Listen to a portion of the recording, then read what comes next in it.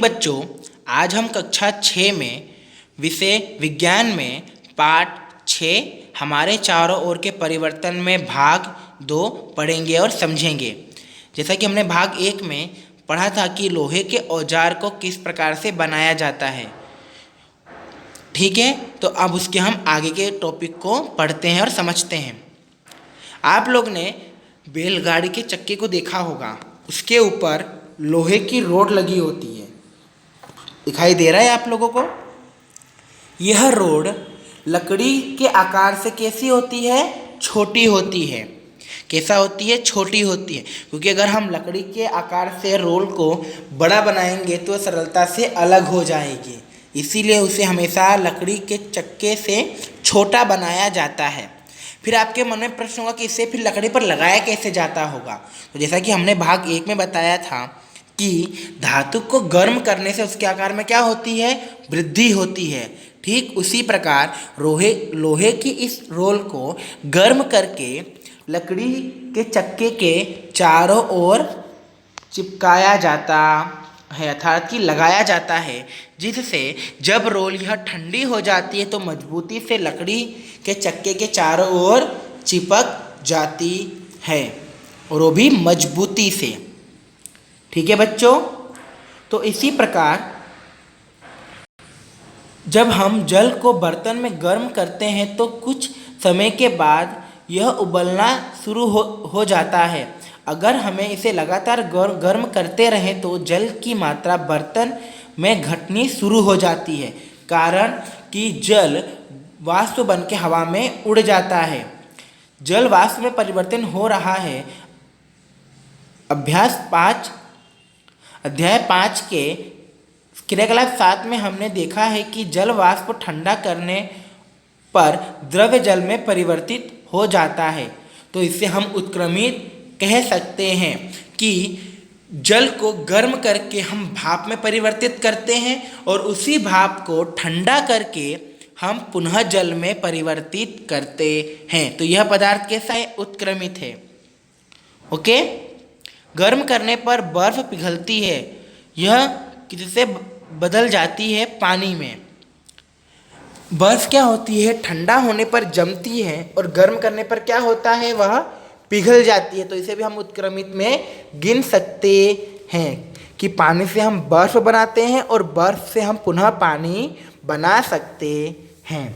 Okay, तो हम आगे बढ़ते हैं।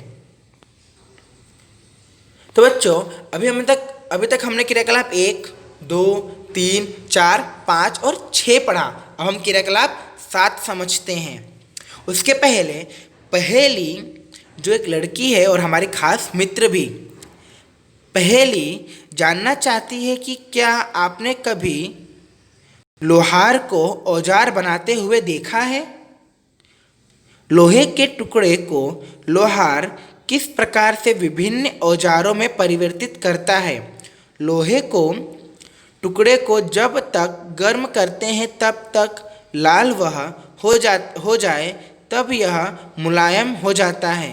तब उसको पीट कर इच्छा अनुसार औजार का आकार दिया जाता है। गर्म करने पर लोहे में क्या परिवर्तन हुआ? तो बच्चों, गर्म करने पर लोहे के आकार में परिवर्तन होता है। उसी प्रकार गर्म करने पर लोहा नरम हो जाता है और लोहार उसे अपनी इच्छा अनुसार पीट कर औजार में रूपांतरण करता है। ओके, अब हम क्रियाकलाप 7 पढ़ते हैं और समझते हैं। इसमें क्या करना है? हमें 2 मोमबत्ती लेनी है।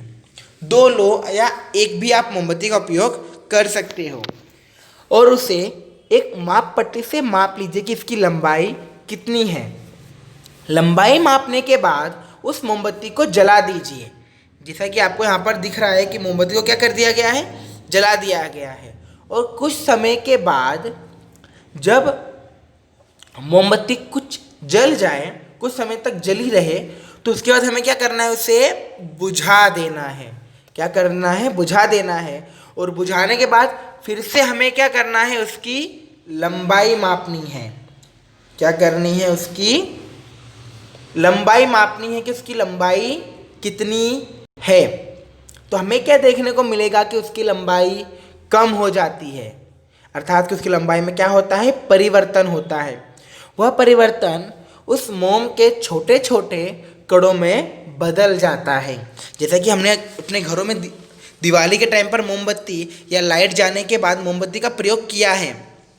तुमने देखा होगा कि मोमबत्ती के चारों तरफ उसके कण या उसके छोटे छोटे पदार्थ मोमबत्ती से पिघलकर जमीन पर गिर जाते हैं। तो हमें यह देखना है कि क्या उस पिघली हुई अवस्था में मोमबत्ती को पुनः उत्क्रमित कर सकते हैं या नहीं। तो पिघली हुई मोमबत्ती को हम दोबारा उस अवस्था में नहीं ला सकते, परंतु जमी हुई मोमबत्ती को हम पिघला सकते हैं और पिघली हुई मोमबत्ती को हम जमा सकते हैं। इस मोमबत्ती को हम, इस अवस्था की मोमबत्ती को हम उत्क्रमित कर सकते हैं, परंतु जली हुई पिघली हुई मोमबत्ती को हम दोबारा रोल वाली मोमबत्ती में रूपांतरण नहीं कर सकते, अर्थात कि इस प्रकार के आकार में उत्क्रमित या रूपांतरित नहीं कर सकते हैं। ओके बच्चों, तो ये हमारा क्रियाकलाप 7 भी पूरा हो गया। आई होप कि आप लोगों को समझ में आ रहा होगा कि उत्क्रमित क्या होता है और अउत्क्रमित अर्थात कि उत्क्रमित नहीं क्या होता है। तो क्रियाकलाप 7 को धूप बत्ती से दोहराइए। अभी हमने मोमबत्ती ली, अब हमें क्या करना है, धूप बत्ती जलानी है और उसे राख होने तक जलाए रखना है। अब क्या होगा कि धूप बत्ती जलकर राख में रूपांतरित हो जाती है। किसमें रूपांतरित हो जाती है, राख में, और कुछ धुआं बनकर उड़ जाती है। उस धुएं को हम देख तो नहीं सकते, परंतु सुगंध के द्वारा महसूस कर सकते हैं कि धूप बत्ती जल रही है और वह धूप में रूपांतरित हो रही है। तो धूप बत्ती 2 अवस्थाओं में बदल जाती है। पहला, भाप बनकर उड़ जाती है धुएं के रूप में, और दूसरा राख बन जाती है। तो इन अवस्थाओं में हम धूप को उत्क्रमित नहीं कर सकते। समझ में आया बच्चों? इस अवस्था में हम धूप को उत्क्रमित नहीं कर सकते। अभी तक हमने परिवर्तनों को नियत वस्तुओं या उनके पदार्थों पर देखा है। जब 2 पदार्थ एक मिश्रण के रूप में हो तब उन्हें परिवर्तन किस प्रकार के होंगे, अर्थात कि 2 वस्तुओं को मिलाकर अगर उन वस्तुओं का परिवर्तन किया जाए तो वह किस प्रकार से होगा। चलो उसे भी हम समझ लेते हैं। पाठ 4 में हमने नमक को जल में घोला था। आप लोगों को याद होगा, पाठ 4 में हमने नमक और पानी का विलयन बनाया था। क्या आपके अनुसार उस समय जल या नमक में कोई परिवर्तन हुआ था? हाँ, नमक जो पानी में सरलता से घुल गया था और अदृश्य हो गया था। तो नमक में परिवर्तन हुआ कि वह पानी में घुल गया है और हमें दिखाई नहीं दे रहा। क्या इस परिवर्तन को उत्क्रमित करना संभव है? हाँ, हम घुले हुए नमक को उत्क्रमित कर सकते हैं। पानी और नमक को हम अलग कर सकते हैं, जिसके लिए हमने पाठ 5 में एक क्रियाकलाप किया था, जिसमें नमक के विलयन को गर्म करके नमक प्राप्त किया था। आप लोगों को याद होगा कि हमने पाठ 5 में एक क्रियाकलाप किया था, जिसमें नमक के विलयन को हमने नमक और पानी से अलग कर दिया था। तो उसे हम उत्क्रमित किया, यह कह सकते हैं कि नमक और पानी के विलयन हुआ तो 2 पदार्थ एक में मिश्रित हुए। अब उन 2 पदार्थों को हमने अलग कर दिया, फिर से घुले हुए नमक को हमने पानी से अलग कर दिया, तो वह फिर से उत्क्रमित हो गया। इस प्रकार क्या हम यह कह सकते हैं कि नमक को पानी में घोलने से हुए परिवर्तन को उत्क्रमित किया जा सकता है? तो हाँ, हमेशा कह सकते हैं कि नमक और पानी के विलयन, घुले हुए नमक को पानी में जो परिवर्तन हुआ है उसे हम उत्क्रमित कर सकते हैं। ओके, अब हम आगे बढ़ते हैं। पहेली ने बूझो पूछा कि क्या आपने दही को जमते हुए देखा है? क्या आपने कभी अपने घर में दही जमाई है?